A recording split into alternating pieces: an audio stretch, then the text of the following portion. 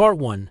The incident. Jake Rodriguez had always been the kind of guy who believed in facts and science. At 34, he had spent the last 10 years studying rocks and soil formations across the American Southwest. His job as a geological surveyor meant he often worked alone in remote places, taking samples and measurements that would later help mining companies decide where to dig. This particular assignment had brought him to a stretch of Nevada desert that most people would call the middle of nowhere. The nearest town was over 100 miles away, and the closest human being was probably even further. Jake liked it that way. No traffic, no noise, just him and the endless sky above. He had been camping in this spot for 3 days now, working during the cool morning hours and late afternoons, when the desert sun wasn't trying to cook him alive. His small camp consisted of a sturdy tent, a portable table covered with maps and instruments, and a cooler that was running low on cold drinks. But something weird had been happening since day one. His equipment kept acting up in ways that made no sense. The magnetometer, which measured magnetic fields in the ground, kept showing readings that were completely off the charts. At first, Jake thought maybe the device was broken, but he had to back up units, and they were all showing the same impossible numbers. Even stranger, his GPS unit kept losing signal, which was weird because the sky was perfectly clear.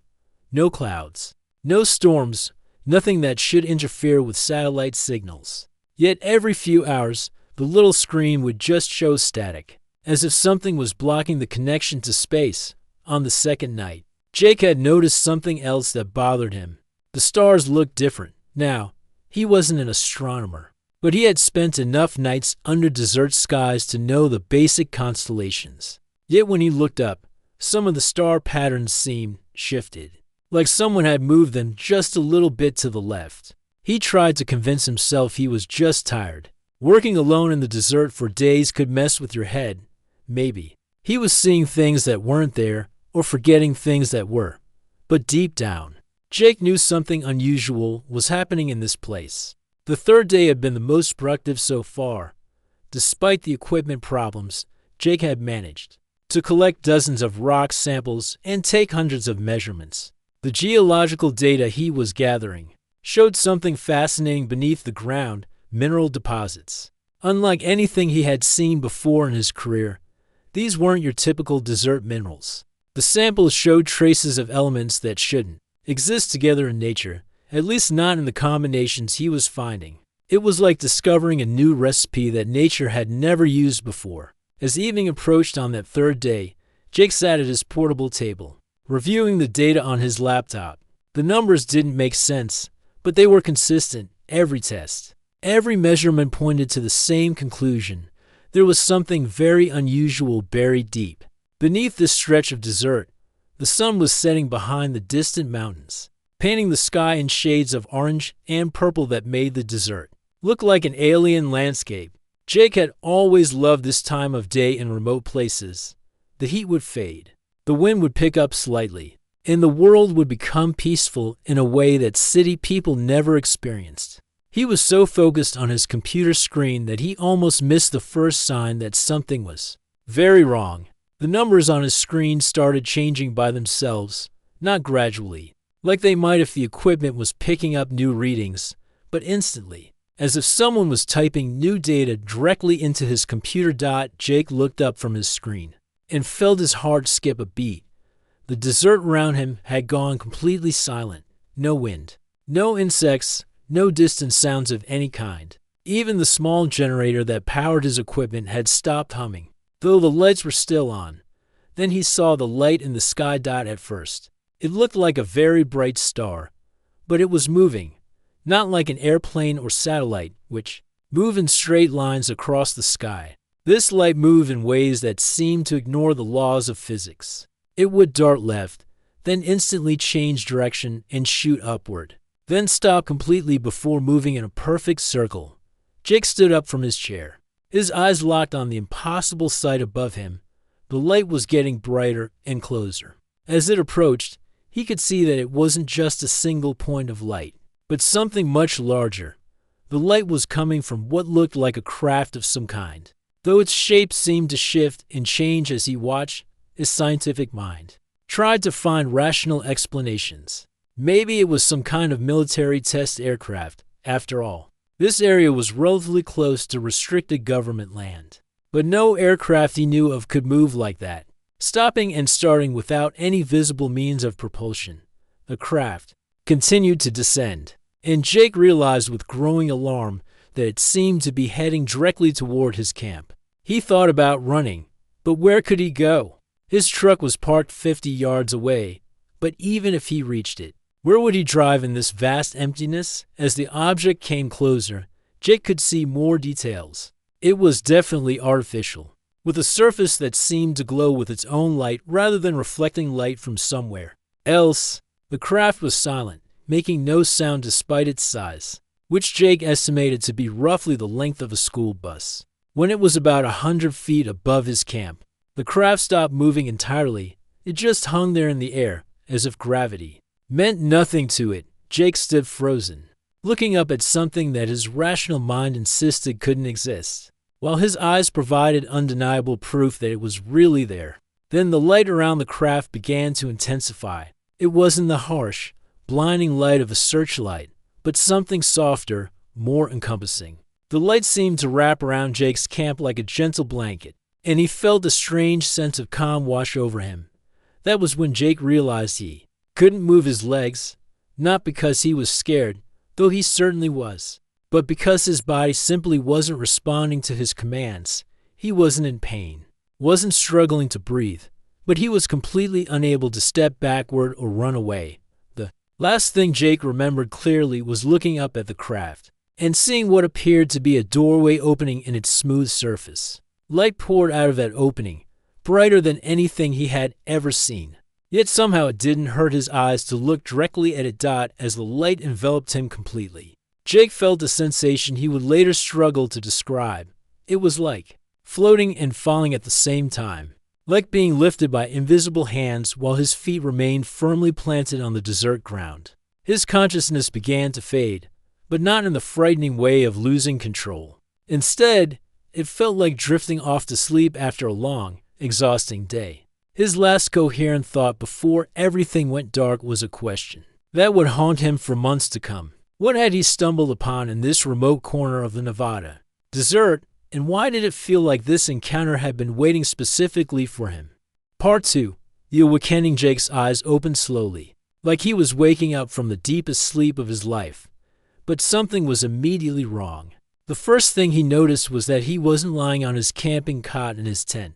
Instead, he was on what felt like a bed, but not quite like any bed he had ever experienced before. The surface beneath him seemed to adjust to his body perfectly, supporting him in a way that made him feel like he was floating on water, yet completely stable. At the same time, it was warm but not hot, soft but not mushy. As his mind cleared, Jake realized he felt better than he had in years. His usual back pain from sleeping on camping gear was completely gone.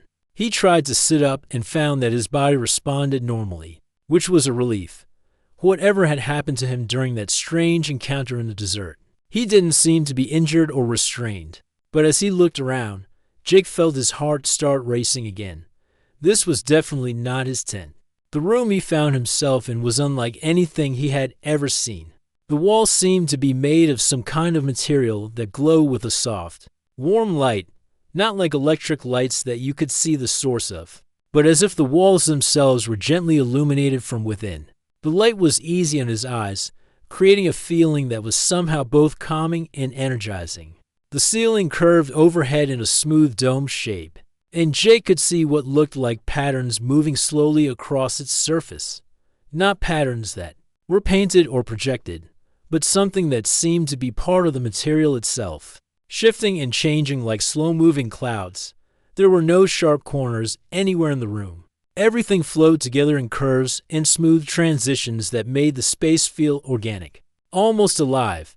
Jake had spent enough time in hospitals to know what medical facilities looked like, and this place definitely gave him that same feeling, but advanced far beyond anything on Earth. As he became more aware of his surroundings, Jake noticed that the air in the room had a different quality to it. It was perfectly clean and fresh, with a slight sweetness that reminded him of mountain air after a rainstorm. He could hear something too, a very quiet sound that was almost musical, like someone humming a tune just barely loud enough to notice. Jake swung his legs over the side of the bed and stood up. He was wearing the same clothes he had been wearing in the desert, his work shirt and jeans, though they felt cleaner than they should have after 3 days of camping. His boots were gone, and he was barefoot on a floor that felt warm and slightly soft, like walking on thick carpet.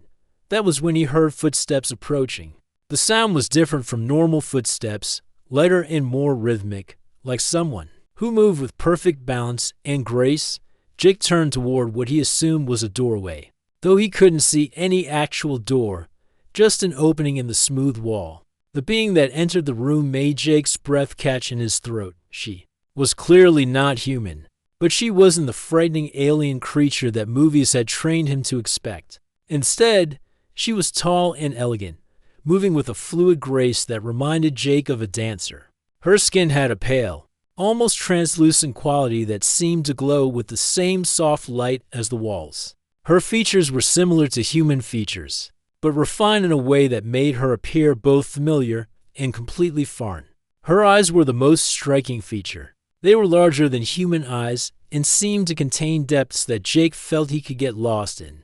When she looked at him, he had the strange sensation that she was seeing not just his face, but somehow looking deeper, understanding things about him that he didn't even understand about himself. She was wearing what appeared to be some kind of uniform, though it was unlike any medical clothing Jake had ever seen. The fabric seemed to move and shift slightly, adapting to her movements in a way that made it look like it was alive. The color was a soft blue-green that reminded Jake of tropical ocean water. When she spoke, Jake nearly fell backward in surprise. "You talked in your sleep," she said, and her voice was the most beautiful sound he had ever heard. It wasn't just that her voice was pleasant, though it certainly was. It was that when she spoke, Jake felt like he understood her perfectly, even though he was pretty sure she wasn't speaking English. The words seemed to bypass his ears entirely and communicate directly with his mind, creating understanding without the normal process of hearing and translating language. But more surprising than how she communicated was what she had said. Jake stared at her, trying to process this information. He had been asleep. How long? And what had he said while he was sleeping? The being seemed to sense his confusion. She moved closer to him with that same graceful motion, and Jake noticed that she seemed genuinely concerned about his well-being. Her large eyes showed what he could only interpret as kindness and compassion. "My name translates to something like Arya in your language," she said. And again Jake understood her perfectly despite the impossibility of it all. "I am what you might call a healer or caretaker. I have been watching over you while you recovered." "Recovered from what?" Jake managed to ask, surprised that his own voice worked normally. "How long have I been here? Where exactly is here?" Arya moved to what Jake now realized was some kind of chair, though like everything else in this place, it seemed to form itself from the floor rather than being a separate piece of furniture. She gestured for Jake to sit back down on the bed, and something about her manner made him feel safe enough to comply. "You have been resting for several of your days," she explained. "Your mind needed time to process the transition from your world to ours. The journey between dimensions can be challenging for beings who are not accustomed to it." Jake felt his scientific mind trying to grab onto this information and make sense of it. "Dimensions? Are you saying I'm not on Earth anymore?" "You are safe," Arya said, which Jake noticed didn't exactly answer his question. "And you will be returned to your world when you are ready. But first, we need to discuss what you revealed while your conscious mind was resting." The way she said this made Jake feel uneasy. He had always been a private person, and the idea that he had been talking in his sleep to alien beings was deeply disturbing. What could he have possibly said? He didn't know any government secrets or classified information. He was just a guy who studied rocks for a living. "What did I say?" Jake asked, though part of him wasn't sure he wanted to know the answer. Arya's expression became more serious. You spoke of things that your conscious mind should not know. Information about your planet's geological structure. That goes far deeper than your current science has discovered. Knowledge that has been hidden in what we call genetic memory. Passed down through generations of your species, but normally inaccessible to conscious thought. Jake stared at her, trying to understand what this meant. I don't understand. I only know what I learned in school and through my work. I'm not some kind of genius or psychic or anything special. But you are special, Jake Rodriguez, Arya said, and hearing his name spoken in her otherworldly voice sent chills down his spine. You carry within your genetic code information that could change the course of both our civilizations. The question now is what we should do with that knowledge. As Jake sat in that impossible room, looking at this being who was both alien and somehow familiar, he realized that his life had just changed in ways he couldn't even begin to imagine. Whatever he had said in his sleep, whatever knowledge was supposedly hidden in his genes, it was important enough for these beings to bring him to their world. The real question was whether he would ever be the same person who had fallen asleep under the desert stars just a few days ago. Part 3. Revelations. Jake couldn't shake the feeling that his whole world had just turned upside down. Sitting in this strange room with Arya, he tried to process what she had told him. Genetic memory, hidden knowledge. It sounded like something out of a science fiction movie. But everything around him proved that impossible things were definitely possible. I need to understand what's happening to me, Jake said, trying to keep his voice steady. You're telling me I know things that I don't actually know I know. That doesn't make any sense. Arya stood up from her chair, and Jake watched as it seemed to melt back into the floor. She moved to one of the glowing walls and placed her hand against it. Immediately, the surface began to change, showing what looked like images and symbols that Jake didn't recognize but somehow felt familiar with. Your species has existed far longer than your recorded history suggests, Arya explained as the wall displayed what appeared to be star maps and planetary diagrams. Many civilizations have visited your world over thousands of years. Some left behind more than just footprints. The images on the wall shifted, showing what looked like DNA structures, but far more complex than anything Jake remembered from his high school biology classes. Genetic information was shared, Arya continued. Knowledge was embedded in the biological code of certain human lineages, meant to be activated when your species reached a certain level of development. Jake felt a chill run down his spine. Are you saying I'm some kind of hybrid or experiment? Not exactly, Arya said, turning back to face him. You are completely human, but your genetic line carries dormant information that most humans do not possess. Think of it like a library that was locked away, waiting for the right key to open it. She gestured to the wall again, and new images appeared. These looked like geological cross-sections of Earth, showing layers deep beneath the surface that Jake recognized from his professional training. But there were additions to these images, structures and deposits that he had never seen in any textbook or research paper. While your conscious mind was resting, this dormant knowledge became active, Arya explained. You described mineral formations and underground structures with perfect accuracy, despite never having studied these specific locations. You spoke of elements and geological processes that your science has not yet discovered. Jake stared at the images on the wall. Some of them looked exactly like the strange readings he had been getting from his equipment in the Nevada desert. The impossible combinations of elements, the magnetic anomalies that didn't make sense. Had his subconscious mind known what his instruments were detecting? But why, Jake asked, why would ancient visitors leave this kind of information in human DNA? What's the point? Arya's expression became more serious, and Jake could see something that looked like sadness in her large eyes, because they knew that one day both species would need this knowledge to survive. The wall display changed again, showing what appeared to be a dying planet. The surface was scarred and barren, with massive storms swirling through a toxic atmosphere. Jake watched in fascination and horror as the images showed cities that were clearly not built by humans, now abandoned and crumbling. This is our world, Arya said quietly, our home for millions of years.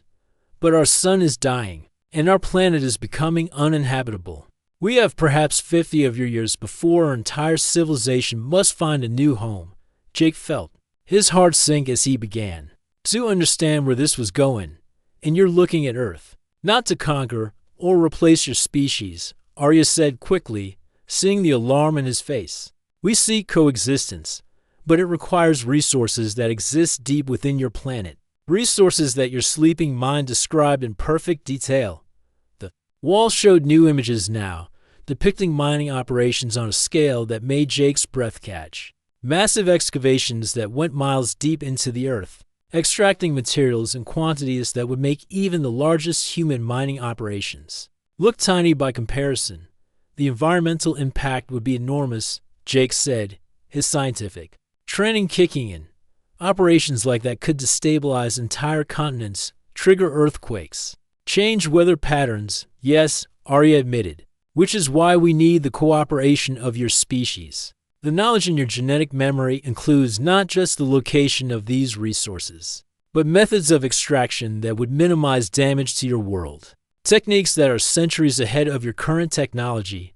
Jake stood up and began pacing the small room, his mind racing. So you're asking me to help you strip mine my own planet to save your civilization? Even if it doesn't destroy Earth completely, it would change everything for billions of people. The choice is more complex than that, Arya said. Your planet is facing its own environmental crisis, climate change, resource depletion, overpopulation.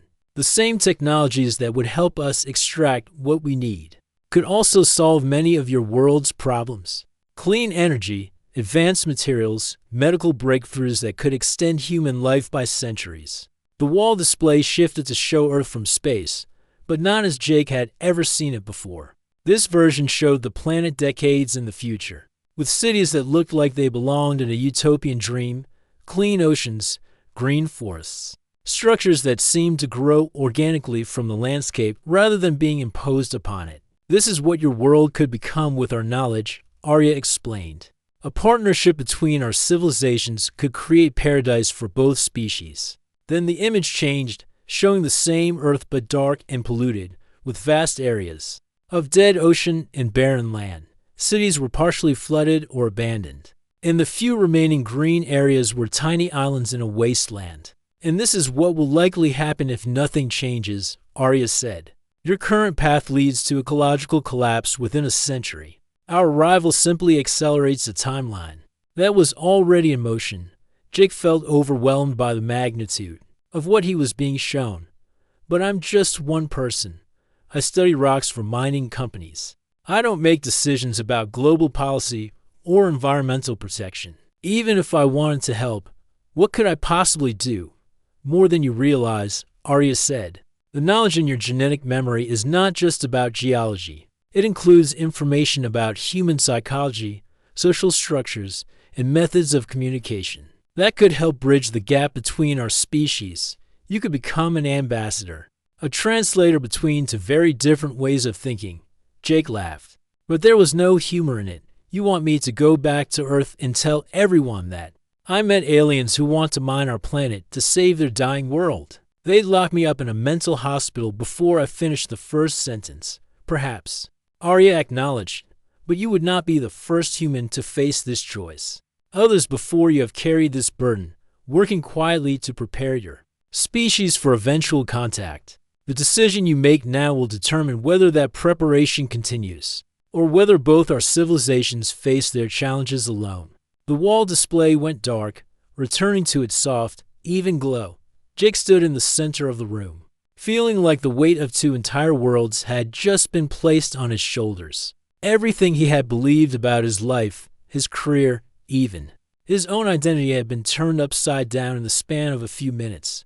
What happens if I say no? Jake asked quietly. You returned to your camp with no memory of this encounter, Arya replied. Your life continues as it was, and you never know what might have been. Our people continue searching for other humans who carry the genetic markers we need. And perhaps we find a solution in time, or perhaps we do not. And if I say yes, you return to your world with full knowledge of what you have learned here. You carry the burden of this information, knowing that you may never be believed. and you work to prepare your species for changes that are coming whether we intervene or not. You become part of something larger than yourself. But you can never again be the simple man who just wanted to study rocks in the desert. Jake closed his eyes and tried to imagine going back to his old life, back to taking soil samples and measuring magnetic fields, pretending that none of this had ever happened.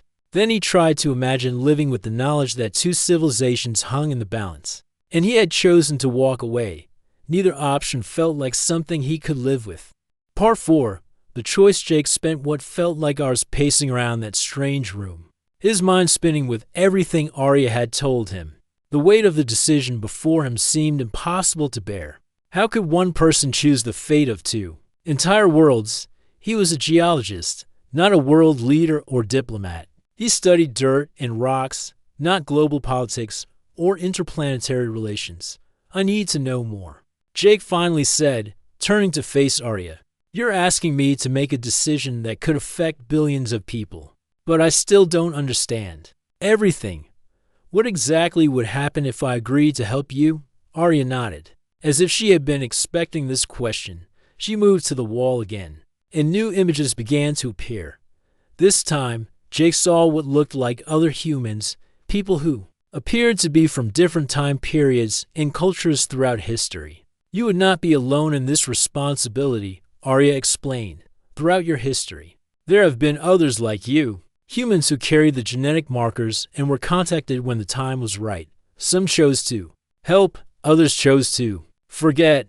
Those who helped have been working quietly for generations to prepare your species for eventual contact. The images showed these people in various roles throughout history. Scientists making breakthrough discoveries, leaders making environmental policies, inventors creating technologies that seemed ahead of their time. Jake realized he was looking at a hidden network of humans who had been slowly guiding his species toward a future that could handle contact with alien civilizations. These people, Jake said, pointing at the wall, they all made the same choice I'm being asked to make? Each made their own choice based on their own circumstances, Arya replied. Some became public figures who used their positions to influence policy. Others worked behind the scenes, feeding information to researchers and inventors. A few became direct liaisons between our peoples, though always in secret. Jake felt a strange mix of relief and terror. Relief that he wouldn't be completely alone if he chose to help, but terror at the realization that this was bigger than he had imagined. How long has this been going on? Contact with selected humans began approximately 200 of your years ago, when we first realized our world was dying and began searching for solutions. The process has been slow and careful. We learned early that direct contact with your entire species would likely result in panic and conflict. The wall showed images of what looked like historical events Jake recognized, but with subtle differences. Scientific discoveries that had seemed like lucky accidents. Environmental movements that had gained momentum at exactly the right moments. Technological breakthroughs that had come just when they were needed most. You've been influencing human development for 2 centuries? Jake asked, feeling a mix of amazement and unease. Guiding, not controlling, Arya corrected. We provide information and opportunities, but humans always make the final choices. Your species has free will, and we respect that. Everything your people have accomplished has been through their own efforts and decisions. Jake studied the images more carefully. He recognized some of the faces from history books, people who had made significant contributions to science, environmental protection, and technology. So all these major breakthroughs and movements were started by humans using information they gained through genetic memory activation. Just like what happened to you, Arya finished. But again, the choice of what to do with that information was always theirs. A new thought occurred to Jake, one that made his stomach clench with worry. What about the people who chose to forget? What happened to them? They returned to their normal lives with no memory of contact, Arya said simply. They lived full, happy lives, never knowing they had once carried the fate of 2 worlds in their hands. There is no shame in that choice. The burden of this knowledge is not meant for everyone. The wall display changed again, showing what looked like a timeline stretching into the future. Jake could see branching paths, different possible outcomes depending on various choices and events. However, Arya continued, her voice becoming more serious, we are approaching a critical point. Our world has perhaps 30 of your years remaining, before it becomes completely uninhabitable. Your world has perhaps 50 years before environmental collapse becomes irreversible. The window for cooperation between our species is closing. Jake felt the weight of urgency pressing down on him. So if I choose to forget, there might not be another chance? There will be other humans with the genetic markers, Arya said. But each person who chooses to forget means fewer voices, working toward a solution, and time is running short for both our peoples.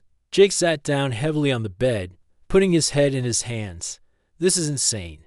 A few days ago, my biggest worry was whether I had enough batteries for my equipment. Now you're telling me I have to help save the civilizations. The choice is yours, Jake Rodriguez, Arya said gently. No one will force you to accept this responsibility. But I must tell you one more thing before you decide. Jake looked up at her, dreading what she might say next. The genetic memory that has been activated in you will not simply disappear if you choose to forget this encounter. The knowledge is now part of your conscious mind.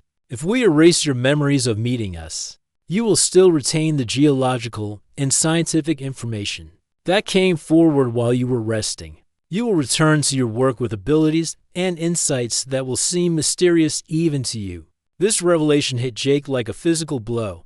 You mean I'll know things I shouldn't know, but I won't understand why? Exactly. You will find mineral deposits with impossible accuracy.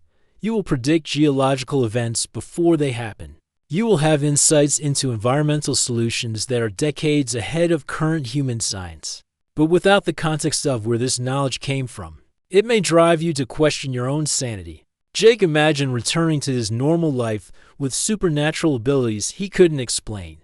How long would it take before he convinced himself he was losing his mind? How long before others began to suspect something was wrong with him?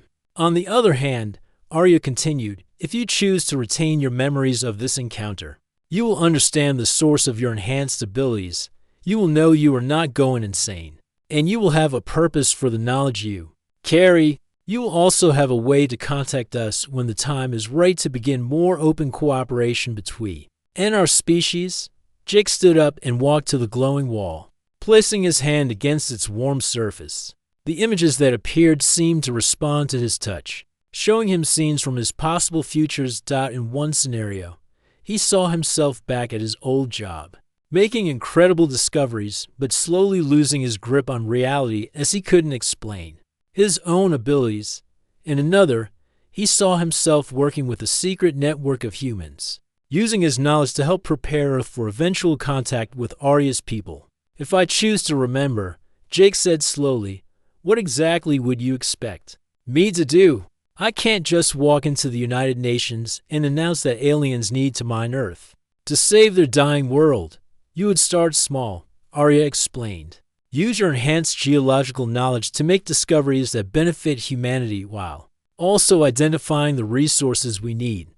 Build credibility in your scientific community. When the time is right, you would help introduce concepts that prepare people for the reality of other civilizations. Jake saw images of himself publishing research papers that slowly shifted human understanding of geology and environmental science. He saw himself working with environmental groups and renewable energy companies, introducing technologies that seemed like natural human innovations, but were actually based on alien knowledge. How long would this take? Jake asked. Perhaps 10 to 15 of your years before direct contact becomes possible, Arya replied.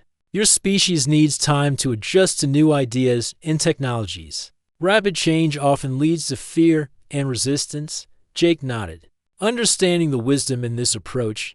Humans had never dealt well with sudden, dramatic changes, but gradual introduction of new concepts, especially if they came with clear benefits, had a much better chance of acceptance. And if our two civilizations can't find a way to work together, Jake asked. Arya's expression grew sad.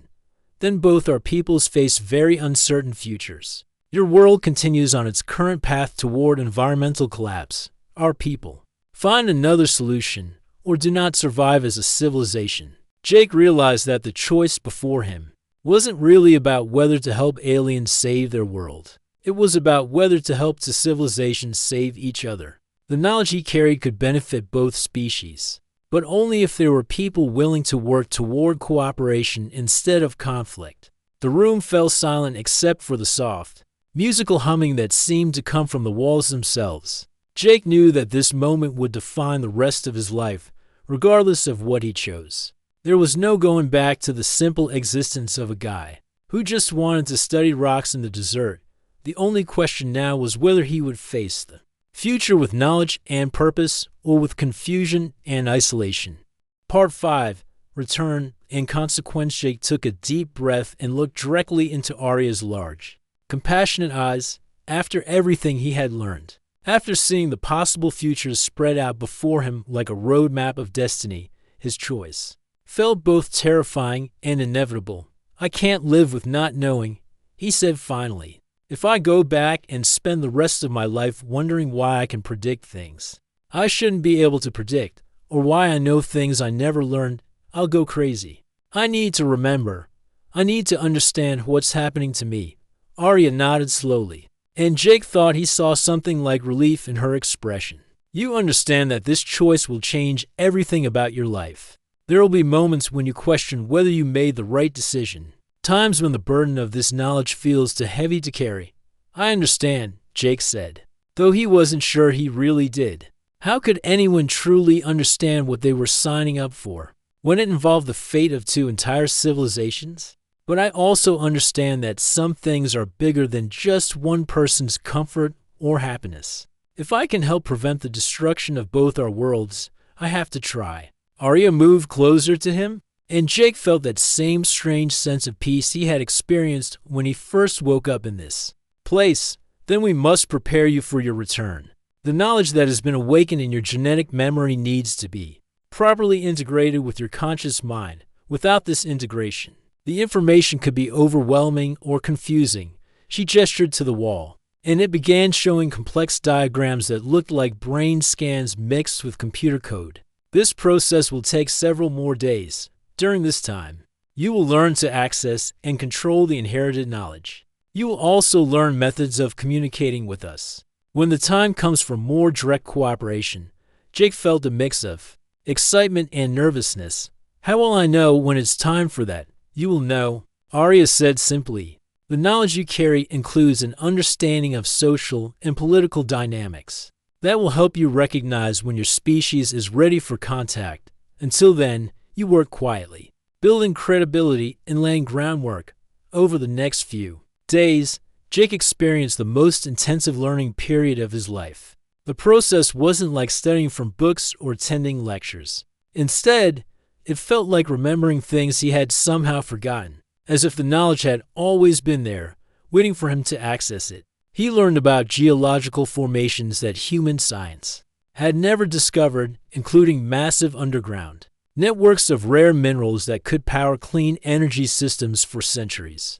He learned about environmental restoration techniques that could reverse climate change in decades, rather than centuries. Most importantly, he learned about the delicate process of introducing revolutionary concepts to a society without causing panic or resistance. When the time finally came for his return to Earth, Jake felt like a completely different person than the simple geologist who had been camping in the Nevada desert. Yet in many ways, he was still exactly the same man, just with a broader understanding of his place in the universe. Arya accompanied him to what appeared to be a transportation chamber, though it looked nothing like the science fiction movies Jake had seen. It was simply another curved room with those same glowing walls.